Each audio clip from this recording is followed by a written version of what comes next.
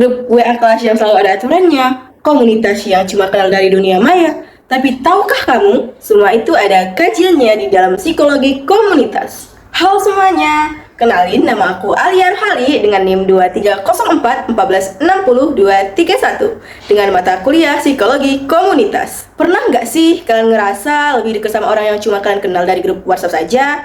Atau mungkin kalian ada di komunitas di media sosial yang bikin kalian ngerasa punya tempat sendiri? Nah, ternyata hal itu bukan cuma sekedar teman online saja, tapi ada kajian khusus di psikologi komunitas yang akan membahasnya loh.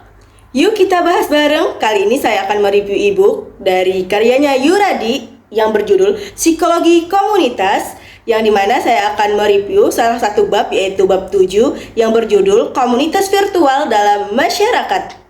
Sedikit informasi dari e-book ini, e-book Psikologi Komunitas karyanya Yuradi yang diterbitkan oleh iPublishing tahun 2017, yang dimana e-book ini mempunyai 16 bab dengan total 476 halaman. Kenapa saya memilih bab 7 untuk mereview dari e-book ini? Karena tema ini sangat dekat banget sama kita yang hidup di era digital sekarang.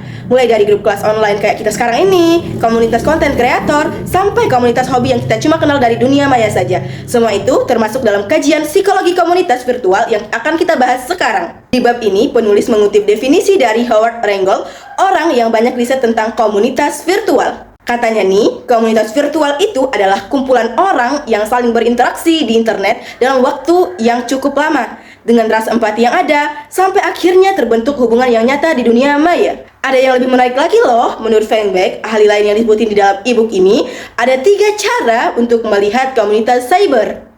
Yang pertama yaitu ada community as place, yang artinya dunia maya dianggap sebagai tempat yang nyata loh. Di situ orang bisa berkumpul, bikin hubungan baru, bahkan cara kerja atau kesempatan untuk belajar. Yang kedua yaitu ada community as symbol, yaitu setiap komunitas virtual pasti punya simbol sendiri, kayak ada logo khasnya, bahasa yang cuma mereka ngerti, atau nilai-nilai yang mereka patuhi bareng-bareng. Yang ketiga yaitu ada community as virtual, yang dimana meskipun tidak pernah ketemu secara langsung, anggota komunitas itu punya identitas yang sama dan merasa jadi satu kesatuan. Biar kalian lebih ngerti, contohnya aja kayak grup WA kelas kita sendiri nih. Di situ pasti kita punya aturan-aturan khusus, seperti kayak jangan kirim pesan di atas jam 10 malam, biar nggak gangguin yang lagi istirahat. Atau kuliah Zoom harus on cam terus biar lebih fokus. Bukan cuma itu loh, kadang kita juga punya bahasa khas sendiri kan, kayak bilang gasken buat mulai kuliah, atau tolong share materi dong, yang udah jadi cara kita berkomunikasi. Dan di bab ini juga terdapat 4 sebab utama yang dibahas loh.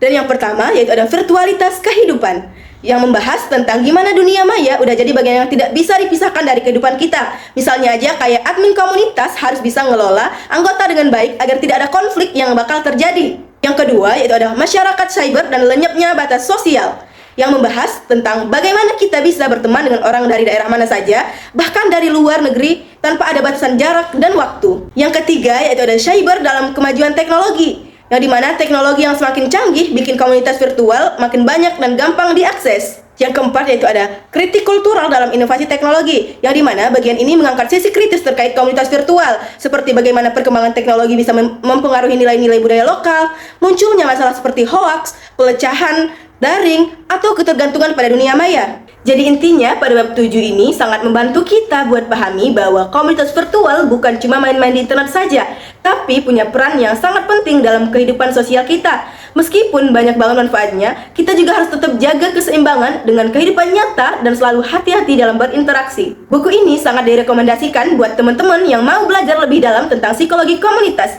terutama kita yang hidup di era digital sekarang.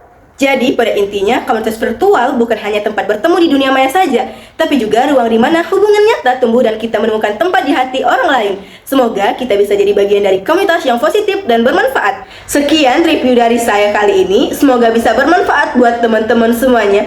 Terima kasih sudah mau dengerin sampai akhir. Sampai jumpa. Bye.